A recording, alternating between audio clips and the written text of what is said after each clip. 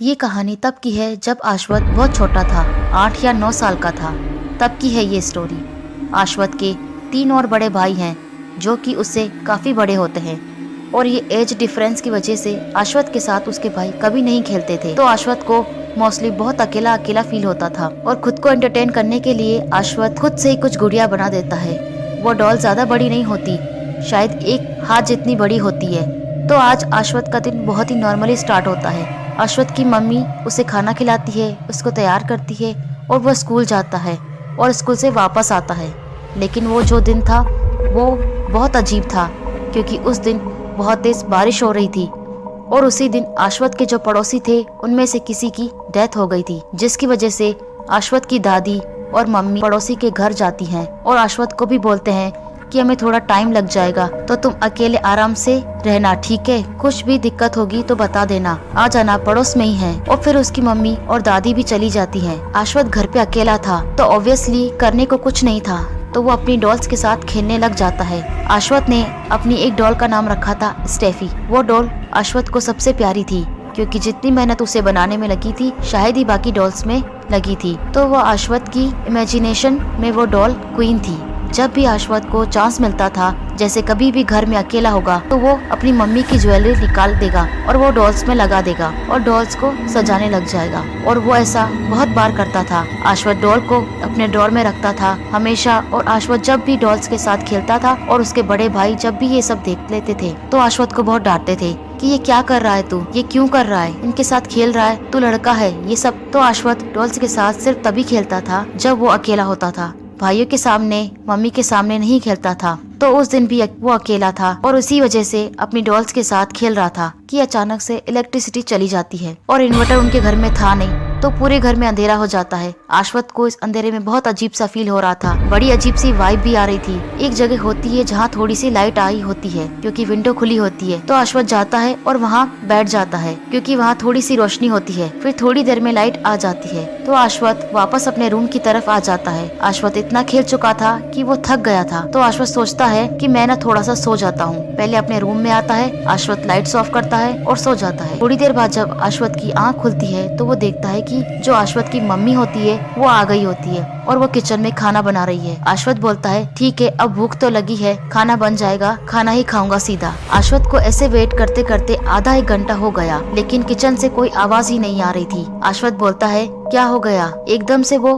Kitchen की तरफ चल पड़ता है कि मम्मी कहाँ पर है, देखते हैं। तो किचन में कोई नहीं था। आशवत मम्मी को यहाँ वहाँ ढूंढने लग जाता है कि मम्मी कहाँ है, लेकिन उसे अपनी मम्मी कहीं नहीं मिलती। आखिर में जब वो वापस अपने रूम में आता है तो वो देखता है कि रूम में उसकी मम्मी होती है जो कि आशवत की डॉल्स के साथ कुछ तो कर रही थी। आशवत को क्लियरली नहीं दिख रहा था दूर से, तो वह पास आकर देखता है और देखता है कि आशवत की मम्मी डॉल्स को सहला रही है, डॉल्स के बाल को सहला रही है। आशवत ने डॉल्स के बाल भी बनाए हुए थे। तो आशवत बोलता है मम्मी आप क्या कर रहे हो? जैसे ही आशवत की मम्मी ये सुनती है वो एकदम से गुस्से में बोलती है क्या चाहिए तेरे को? आशवत बोलता है कि मुझे भूख लगी है, चलो खाना खाते हैं। आशवत की जो मम्मी होती है वो बड़े ही गुस्से में आ जाती है, एकदम से उठती है और बोलती है हाँ ठीक है। वो डॉल को चेयर पर रख देती है और किचन की साइड चली जाती है। आशवत ने इस चीज पे ज्यादा ध्यान नहीं दिया कि ठीक है, पता नहीं क्या हो गया था मम्मी को, एकदम से मूड खराब था। आशवत जाता है, डॉल को उठाता है और अपने ड्रॉर में रख देता है। जब आशवत डॉल को ड्रॉर में रखने जाता है तो वो देखता है कि वहाँ पे सब कुछ बिखरा होता है, हर चीज, बाकी डॉल्स गिरी पड़ी होती है,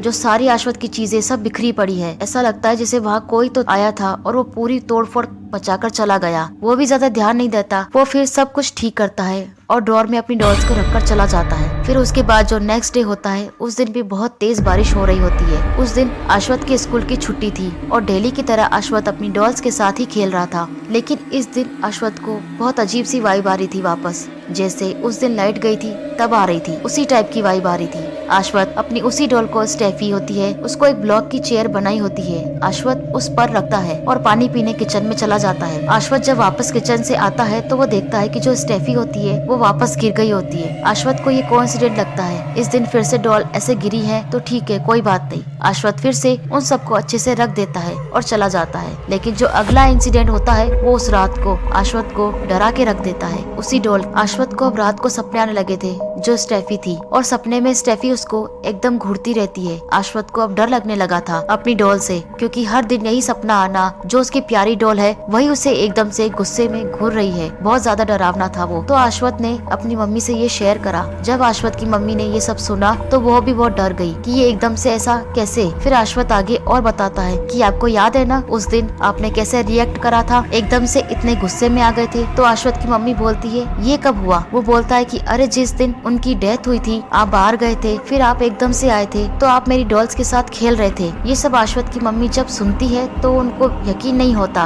और फिर वो कुछ ऐसी चीजें बोलती है जिसे सुनकर आशवत की तो दुनिया हिल जाती है। आशवत की मम्मी बोलती है कि जिस दिन ये सब हुआ था, जिस दिन उनकी डेथ हुई थी, उस दिन तो वो लेट नाइट आई थी, मतलब 9-10 बजे आई थी। तो ये 7-8 बजे खाना बनाना, डॉल्स के साथ खेलना, ये सब तो कुछ हुआ ही नहीं है, क्योंकि वो वहाँ पर थी ही नहीं। उस दिन ये बात सुनकर आशवत रोने लग जाता है, पर आशवत की मम्मी सीधा जाती है दादी के पास और उन्हें सब बता देती है। आशवत की जो दादी होती है वो भगवान में बहुत ज्यादा बिलीव रखती है, तो वो जैसे ये सब सुनती है वो सबसे पहले ये सजेस्ट करती है कि जितनी भी डॉल्स हैं सबको जला दिया जाए और आशवत को जो गंगा जल होता है पिलाया जाए। आशवत की मम्मी ऐसा ही करती है, वो सारे डॉल्स जला देती है और उसको फिर गंगा जल पिलाती है। आशवत की मम्मी बताती है कि जब वो डॉल्स को जला रही थी ना, तो उनको ऐसा लग रहा था जैसे वो डॉल्स आशवत की मम्मी से बात कर रही हैं, उन्हें कुछ बोल रही हैं, उनके कान में फुसफुसा रही हैं। ये सब उनके साथ उस टाइम पे हो रहा था, लेकिन आशवत की मम्मी हिम्मत दिखाती है और वो पूरी डॉल्स को जला देती है।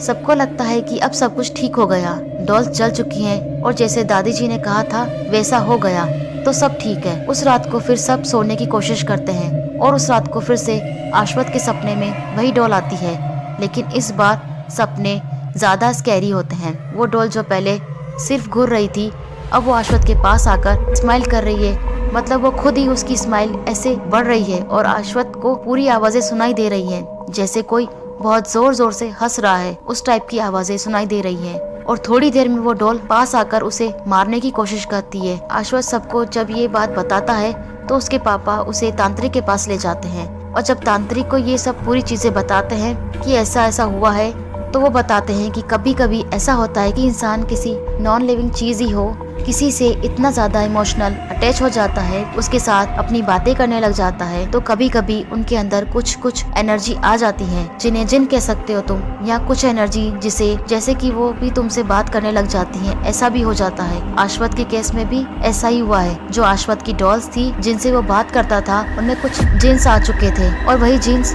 आशवत से बात करने की कोशिश कर रहे थे। और जब आशवत ने डॉल्स चला दी तो सबको लगा कि डॉल चलाने से सारी चीजें सही हो जाएंगी, लेकिन उसका उल्टा हुआ। जब वो जल गई तो उन जिन्स को बहुत गुस्सा आया, क्योंकि कहीं ना कहीं वो भी इससे कनेक्ट थे और उन्हें ऐसा फील हुआ कि हमें कैसे जला सकता है, ये कल तो हमसे बातें कर रहा था, हमारी इतनी केयर करता था। एक वो जो फीलिंग आ जाती है जिन्स के अंदर, जिसकी वजह से अब वो आशवत को डराने लग गए थे, उसे मारने की कोशिश कर रहे थे। वो बस आशवत को तड़पाने की कोशिश कर रहे थे, क्योंकि वो बहुत ज्यादा नाराज थे आशवत से। तो फिर वो एक सॉल्यूशन बताते हैं कि आप पूरे घर में गंगाजल छिड़के लगा दे, अब कुछ नहीं होगा। और आशवत को बोलते हैं कि तुम एक बार जाके उनसे माफी मांगो, क्योंकि उन्हें अच्छा नहीं लगा जो तुमने किया, तो उसके बाद वो कुछ नहीं करेंगे। आशवत ऐसे ही करता है, जाता है जिस छोटी सी चेयर पे वो डॉल्स को रखता था, तो उस चेयर के पास जाके वो बोलता है कि मुझसे गलती हो गई, मैं जानता हूँ मैं भी आपसे बहुत कनेक्ट था और मैं बहुत प्यार करता था अपनी डॉल्स को, लेकिन हाँ कभी कभी हमें कुछ ऐसे एक्शंस लेने पड़ते हैं, क्योंकि अब मुझे डर लगने लगा था और मुझे अपनी सेफ्टी के लिए ये चीजें करनी पड़ी थी। तो अगर मैंने जाने अनजाने में आप सबको हर्ट किया है तो मैं बस माफी मांगना चाहता हूँ। और आशवत ऐसे बोल के फिर वहाँ से चला जाता है। आशवत को अब ये सपने नहीं आते, बचपन से लेके वो बहुत बड़ा हो चुका है, लेकिन अभी भी न ही कोई डॉल्स खरीदता है और न ही कुछ ऐसे छोटे मोटे जो भी खेलने की चीजें होती है उन सब से वो दूर रहता है, क्योंकि उसके माइंड में ये चीज फिट हो गई है कि तुम किसी भी चीज से ज्यादा खेलो या इमोशनली अटैच हो जाओ तो वो सामने से एनर्जी आ जाती है। तो आशवत इन चीजों से अब थोड़ा दूर ही रहता है। आई होप कि आपको ये वीडियो अच्छी लगी होगी। अगर आपके साथ भी कोई रियल हॉरर इंसिडेंट हुआ है जिससे आप मेरे चैनल पर शेयर करना चाहते हैं, तो आप अपनी स्टोरी टाइप करके मुझे ईमेल से सेंड कर सकते हैं।